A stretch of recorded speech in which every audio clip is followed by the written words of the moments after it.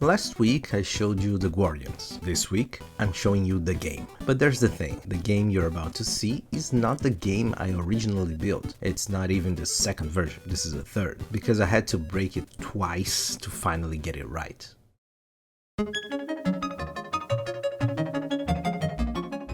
The original idea for Guardian's Quest was ambitious, maybe too ambitious. I wanted real-time PvP battles, 2 players, matched by skill level, fighting live. You'd pick your team of Guardians, the system would find an opponent in your range, and you'd battle head-to-head. During the fight, you could choose attacks, swap your Guardians mid-battle, use items to heal or boost stats, full tactical control, real-time, against another human. On paper it sounded incredible, and honestly, I built it, the whole thing.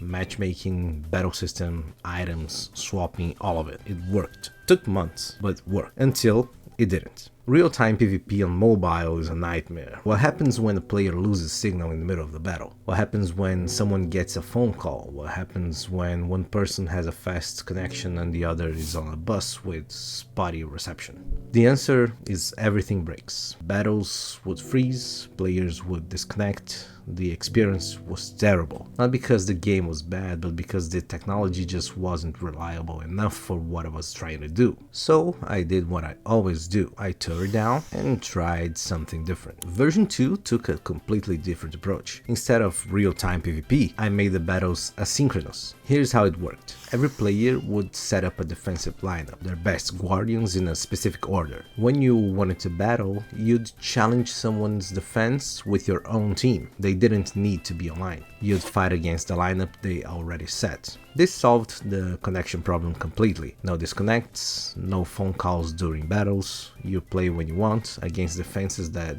are always ready. But I kept the depth. Each Guardian had 4 different attacks, you could swap Guardians during the fight, you could use items to heal, to boost stats, to turn the tide. Technically, it worked great. So I sent it to a group of testers, 8 friends, people who I knew would give me honest feedback. And 4 of them actually played it seriously and came back with real opinions. And what they told me was hard to hear, but impossible to ignore. The battles were too long and too repetitive. With 4 attacks per Guardian, plus items, plus swapping, a single battle could drag on forever. And when you're doing that over and over, it stops being fun. It becomes a chore. I sat with that feedback for a few days. Part of me wanted to argue, and I'd build all the systems, all the mechanics. Cutting them felt like losing progress. But then I remembered why I started this project in the first place. I wanted to build a game that respected the player's time,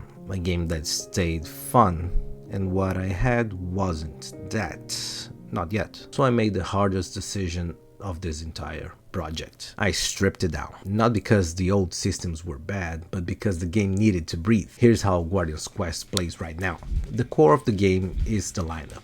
You build your own team of Guardians, choose their order, think about type matchups, and set your strategy. This is where the real decisions happen. This is the meta. When you're ready, you challenge another player's defense, your team against theirs, and then the battle plays automatically. No more choosing attacks, no more items mid-fight, no more swapping. Each Guardian has one signature move, and the battle unfolds based on the strategy you set before it started. Now, I know what you're thinking. Automatic battles, where's the gameplay? The gameplay is in the preparation, it's in the lineup. It's in knowing which Guardian counters which type, what order to place them, when to prioritize defense over attack. The battle is the payoff of your strategy, not the strategy itself. And because I know not everyone wants to watch every battle play out in full, I added speed controls. Watch it in real time at 1x if you want the full experience, or crank it to 2x or 3x when you just want to see the results. Your time, your choice. The result? Battles are faster, cleaner, and more satisfying. The complexity moved from the fight itself to the decisions before the fight, and that shift made everything click. I also had to rebuild the item system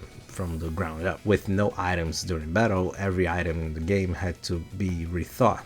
What's useful outside of combat?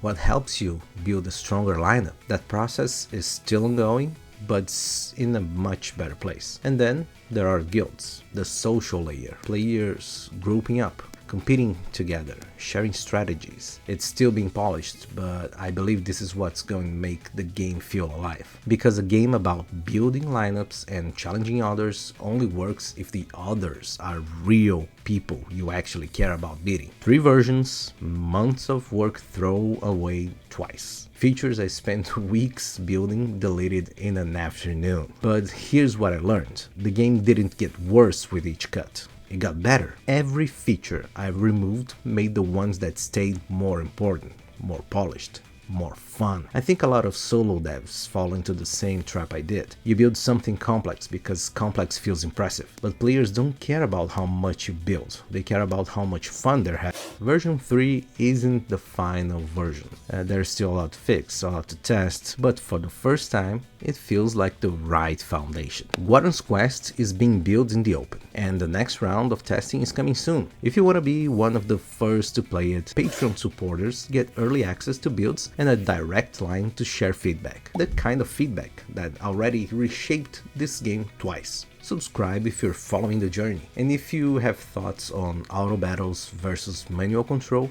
drop a comment. I'd love to know where you stand. This is Unnin Games. Let's build.